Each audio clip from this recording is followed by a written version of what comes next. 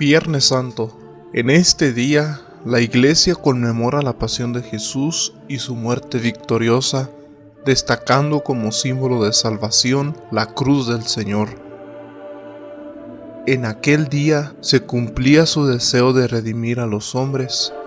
Jesús muere crucificado por nosotros los hombres y por nuestra salvación, como lo expresa el credo. Solo Dios podía redimir al hombre de su esclavitud, porque el hombre había rechazado por el pecado la vida divina de la que Dios le había hecho partícipe. Jesucristo en la cruz realizó un sacrificio perfecto. Como sacerdote intercedió por los hombres, como víctima se entregó por los pecados de los demás. Además, como hubo inmolación, pues llegó hasta la muerte, se puede decir que fue un auténtico holocausto. La Iglesia, en el magisterio de su fe y en el testimonio de sus santos, no ha olvidado jamás que los pecadores mismos fueron los autores como los instrumentos de todas las penas que soportó el Divino Redentor. La muerte violenta de Jesús no fue fruto del azar en una desgraciada constelación de circunstancias. Pertenece al misterio del designio de Dios, como lo explica San Pedro a los judíos de Jerusalén ya en su primer discurso de Pentecostés. Fue entregado según el determinado designio y previo conocimiento de Dios. ¿Deseas conocer el valor de la sangre de Cristo? Remontémonos a las figuras que lo profetizaron y recordemos los antiguos relatos de Egipto. Inmolad, dice Moisés, un cordero de un año, tomad su sangre y rociad las dos jambas y el dintel de la casa. ¿Qué dices, Moisés? ¿La sangre de un cordero irracional puede salvar a los hombres dotados de razón? Sin duda, responde Moisés, no porque se trate de sangre, sino porque en esta sangre se contiene una profecía de la sangre del Señor.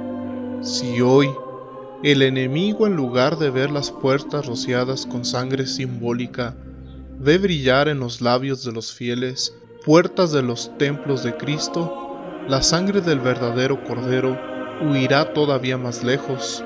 ¿Deseas descubrir, aún por otro medio, el valor de esta sangre? Mira de dónde brotó y cuál sea su fuente. Empezó a brotar de la misma cruz, y su fuente fue el costado del Señor.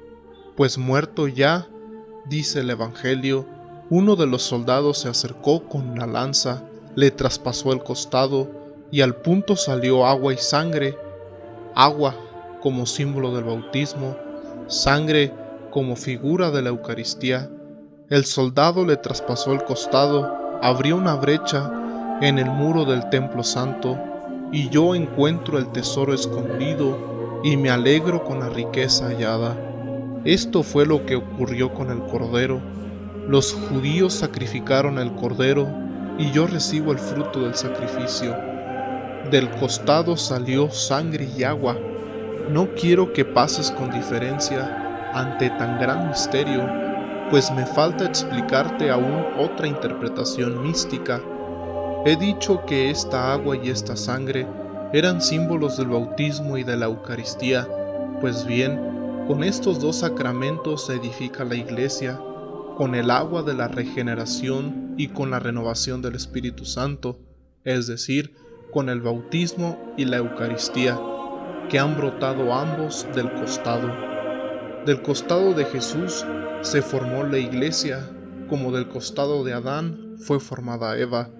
Por esta misma razón, afirma San Pablo, somos miembros de su cuerpo, formados de sus huesos, aludiendo con ello al costado de Cristo, pues del mismo modo que Dios formó a la mujer del costado de Adán, de igual manera Jesucristo nos dio el agua y la sangre salidas de su costado para edificar la Iglesia. Y de la misma manera que entonces Dios tomó la costilla de Adán mientras éste dormía, así también nos dio el agua y la sangre después que Cristo hubo muerto.